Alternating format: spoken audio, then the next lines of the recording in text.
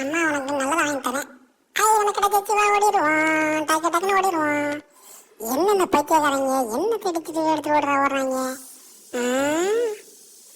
அந்த நாய் என்ன தின்னுது?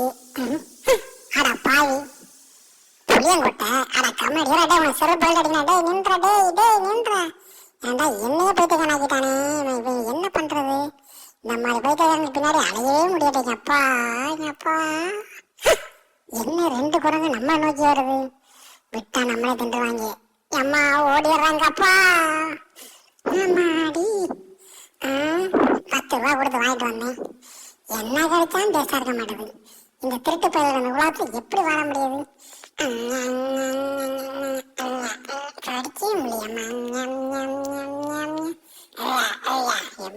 என்ன கிடைச்சா இருக்கு, என்ன புள்ளா இருக்கும்.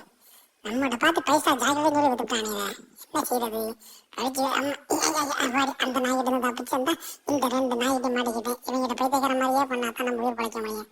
அப்படியே மயங்கிடுவோம். பயங்கரமா ஜோறு போட மாட்டாங்களே, என்ன செய்யறது? ஓடிலான்னு பார்த்தாலும் விட மாட்டாங்க. ஐயோ ஐயோ.